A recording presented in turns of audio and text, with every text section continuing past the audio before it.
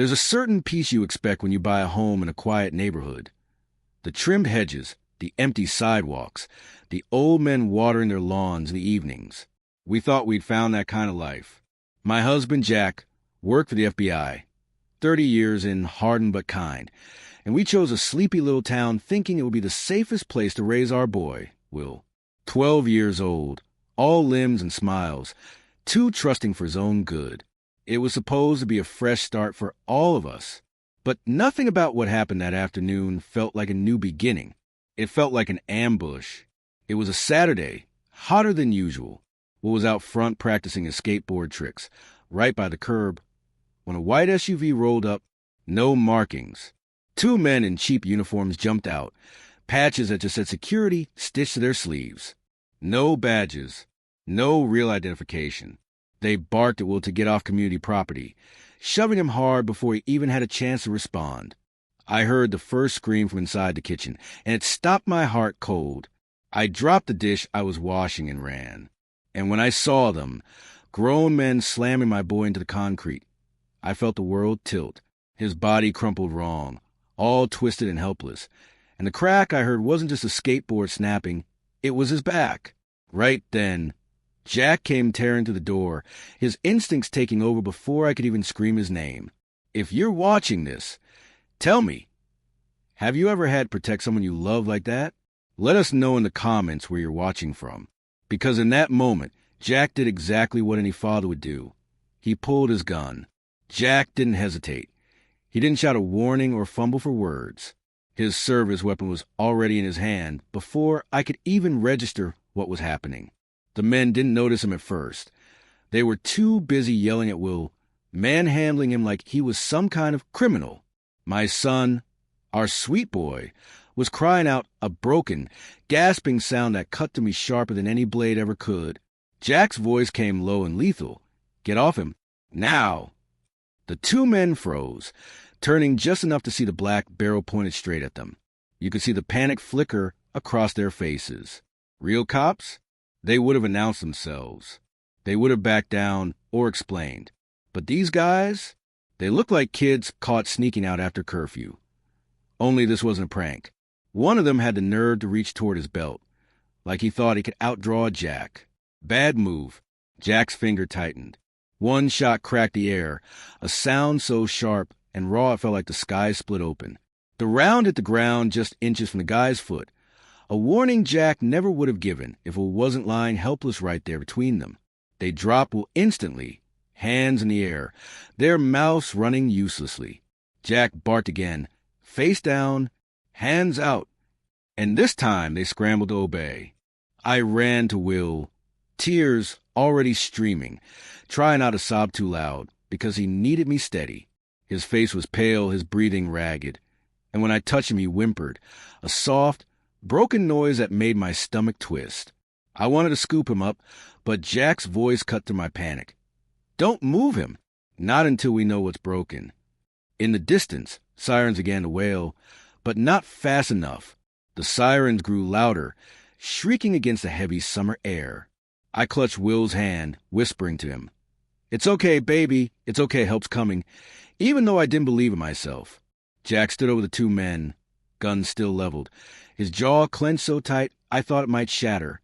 I could see the old part of him, the agent who'd spent decades kicking down doors and dragging monsters into the light. But now it wasn't about duty. It was personal. A sheriff's cruiser screeched around the corner, lights flashing. Another right behind it. Deputies poured out, hands on weapons, confusion etched across every face. Jack didn't flinch. He kept his voice calm, controlled, federal agent. Badges on my belt. Stand down. One of the deputies, a younger guy with shaking hands, barked at Jack to drop his weapon. Jack complied, slowly, methodically, laying his gun down and raising his hands without taking his eyes off the men who had hurt our son. I wanted to scream at the deputies to help Will first, to get him off the hot pavement. But procedure wrapped around everything like a noose. It was the older deputy, a heavy-set man with a silver mustache, who finally stepped forward, nodding tightly. "We've got it from here, sir." Jack backed away, fists curled like he was still ready for a fight. Paramedics rushed in then, crowding around Will. I was pulled aside, disoriented, everything spinning while they strapped my boy to a stretcher, his small frame dwarfed by the gear. I caught Jack's eye across the chaos. His expression was shattered, a father barely holding it together. One of the deputies cuffed the two fake security guards roughly, shoving them into the back of a cruiser. And as they passed me, one of them smirked, like none of it even mattered. I didn't think I could hate anyone the way I hated that smirk. It burned into my mind, sharper than the image of Will lying broken on the sidewalk. Jack stormed across the street before the deputy could stop him, grabbing the nearest officer by the vest. "Who the hell are they?" he growled, his voice rough with fury. The deputy flinched, but stood his ground. "We don't know yet. No IDs, no badges. Fake uniforms, fake vehicle plates. Looks like they were impersonating HOA security." My stomach dropped. HOA? Our neighborhood didn't even have a real security team. Just a few bored retirees who took turns walking the cul-de-sac. I watched as another deputy dug through the men's SUV, tossing out clipboards, cheap walkie-talkies, even a folder labeled violation notices. All fake, all props. Why? Jack demanded. His hands were still trembling, a terrifying sight, knowing how steady those hands usually were. Why would they target my kid? The older deputy shook his head grimly. "We don't know, sir. But if they fractured his back..." His voice faded as he caught my expression. He didn't have to finish the sentence. We all knew how bad it could be. I turned back toward the ambulance just as they loaded Will inside. His face was a ghostly mask, his breathing shallow. I climbed in after him, my hands shaking so hard I almost dropped the medical forms they thrust at me. Jack tried to follow, but one of the deputies caught his arm. "We need your statement, sir. Please, it's important." Jack hesitated, torn in half, but finally gave me a nod, his way of saying, "Go. I'll fix this."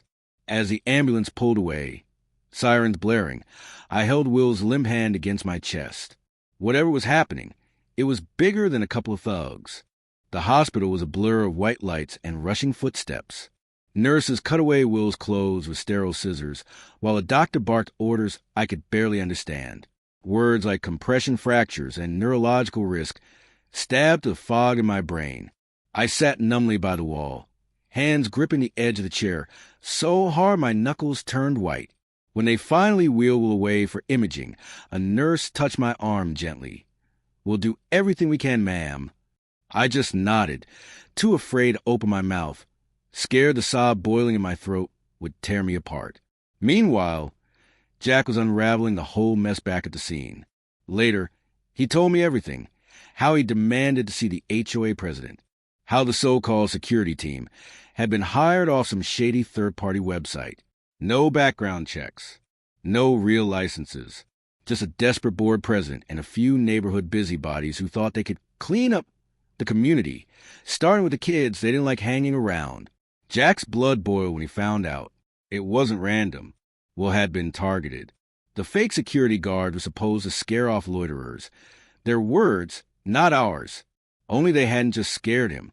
They'd assaulted him, broke 6 bones in his back, bruised his ribs, and left him one wrong twist away from being paralyzed. Jack told the deputies in no uncertain terms that if the HOA thought they could wash their hands of this, they were dead wrong. There would be lawsuits. There would be criminal charges. There would be hell to pay. And as he stood there, staring down a trembling HOA president who couldn't even meet his eyes, Jack made a silent promise. He was going to burn their whole crooked little empire to the ground. It didn't take long for the news to spread.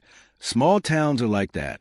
By the time I got back from the hospital that night, Will tucked into a hospital bed under heavy sedation. The whole neighborhood was buzzing. Cars slowed in front of our house. Curtains twitched. Phones lit up. Some of the neighbors, the good ones, texted us immediately, offering prayers, casseroles, anything. Others? They stayed suspiciously silent. Jack didn't care. He wasn't interested in sympathy. He wanted justice. He showed up to the emergency HOA meeting the next evening. Not in his FBI windbreaker or anything official, just jeans, a black t-shirt, and that look on his face. The one that said he wasn't here to debate. He was here to destroy. The meeting was packed, the air thick with whispers and tension. When Jack stood up, the room went dead quiet. He didn't yell. He didn't wave his arms. He just told the plain truth. How the board had illegally hired private security without vetting them. How those fake officers had brutalized a child. How the HOA president had authorized everything in writing. You could feel the crowd turning, shifting uncomfortably in their chairs. Even the die-hard rule, followers couldn't deny the horror of it. Jack ended by lifting a photo he had printed out. Will, lying unconscious on a gurney, a breathing mask strapped his face. This is what your shortcuts bought you, Jack said, voice low and shaking. This is what your arrogance cost. A woman in the back started crying. The HOA president, Mr. Whitaker, a weasel of a man with sweat soaking through his collar, stammered excuses about miscommunications and oversights. Jack didn't even look at him. He turned on his heel and left, the heavy door slamming behind him. And for the first time in weeks, the neighborhood realized they weren't the victims here. Jack never was the type to bluff. When he made a promise, you could carve it into stone. And that night, after the meeting, he sat at our kitchen table long past midnight, hunched over legal pads, his old FBI badge glinting under the overhead light. He didn't just want an apology. He wanted accountability, the kind that left scars. He started by reaching out to some old friends, ones who owed him favors, ones who still remembered what it meant to protect and serve. Before dawn, formal complaints were filed with the state attorney general's office. Lawsuits were drafted. Federal charges for impersonating law enforcement began to loom over the heads of the fake security guards and every HOA board member who had signed off on them. Jack also tipped off the local news stations, leaking just enough of the story to ignite public outrage without putting Will's name in the spotlight. By breakfast, it was all over social media. Child hospitalized after HOA hires fake police. Neighborhood vigilantes fracture boy's spine. Reporters camped outside the HOA president's house. Neighbors who once turned their backs started showing up on our porch with casseroles and shaken apologies. But it wasn't the apologies Jack wanted. It was change. That afternoon, he filed a formal motion to dissolve the HOA's authority, citing gross negligence, child endangerment, and abuse of power. The vote would come down to the residents, and after the way the truth had exploded across town, Jack knew which way the wind was blowing. Meanwhile, Will lay in his hospital bed, unconscious but stable, a plastic brace wrapped around his tiny frame. I sat by his side, brushing sweaty hair from his forehead, praying he wouldn't wake up in a world where the people meant to protect him turned out to be monsters. The day of the vote was heavy with the kind of heat that makes the air feel like syrup. Jack stood tall at the community center podium, his presence a live wire strung tight with purpose. Behind him, taped to the wall, was a blown-up copy of the police report, the cold, hard fact of what the HOA's recklessness had unleashed. The room was packed wall to wall, neighbors crowding into folding chairs, some looking guilty, others furious. Everyone buzzed with nervous energy, like they knew something irreversible was about to happen. Mr. Whitaker and the few board members who hadn't already resigned sat huddled in the corner, sweat dripping down their temples as Jack spoke. His voice didn't rise. It didn't need to. Every word he said hit like a hammer, driving nails into a coffin. You broke the law. You endangered a child. And you did it in the name of order. He paused, letting that sink in. Well, this community deserves better than cowards hiding behind clipboards and fake badges. A murmur rippled through the crowd. Jack stepped aside, letting the town moderator take over for formal proceedings. One by one, residents filed up to the table to cast their votes on whether to dismantle the HOA leadership, strip their authority, and press civil charges. I stood in the back, hands trembling, watching faces I barely knew whisper to one another, some nodding, some wiping at their eyes. When it was over, the moderator cleared her throat, her voice shaking just enough to betray her emotion. 87% in favor. The room erupted, not in cheers, but in a stunned, heavy silence. Justice wasn't always loud. Sometimes it was the absence of lies. Whitaker tried to stand, to protest, but nobody listened. They just turned away. And for the first time in a long time, Jack finally smiled. Fallout came faster than anyone expected. Within 72 hours, The HOA's corporate bank account was frozen pending investigation. Civil suits rained down like a hailstorm. Every family whose child had been harassed, every homeowner who'd been fined over petty infractions, every silent neighbor who finally found their voice. Jack wasn't just a spark, he was a wildfire. Mr. Whitaker resigned in disgrace, vanishing practically overnight.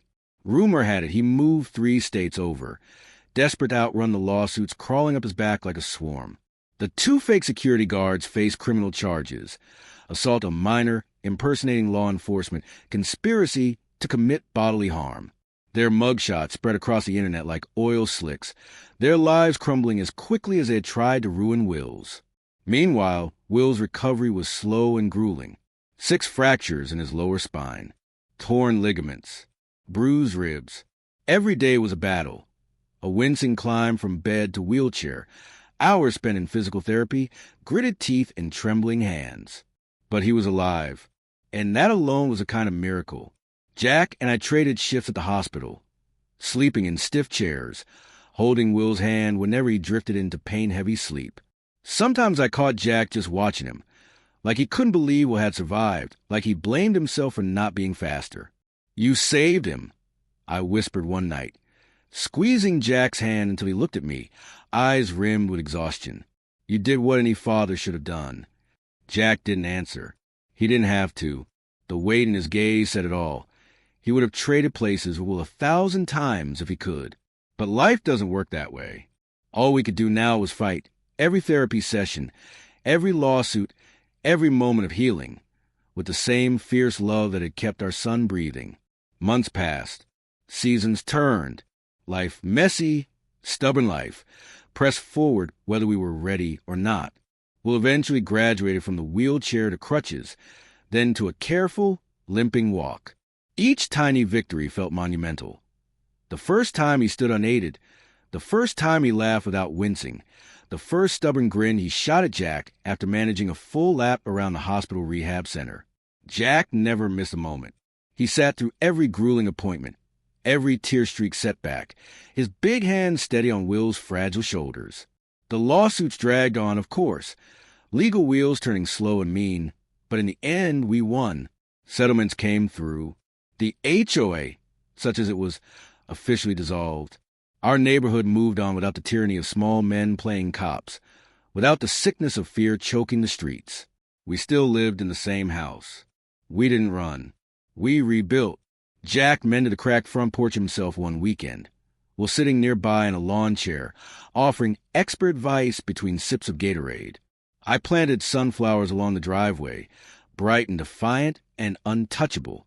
Some scars stayed, of course. We would never be exactly the same. Neither would we. But that wasn't weakness. It was a reminder, a hard, shining truth hammered into our bones. That family isn't built on pretty pictures or quiet streets. It's built in the moments when everything falls apart and you hold each other anyway. One evening, months later, we sat on the porch, the sun sinking low, fireflies blinking awake. Will leaned against Jack's side, his limp barely noticeable now, his voice stronger, fuller. "Hey, Dad," he said, grinning wide. "Next time those fake cops show up, think you can just yell at them? Save the ammo." Jack laughed, a real laugh, deep and clean. And just like that, we knew we were going to be okay.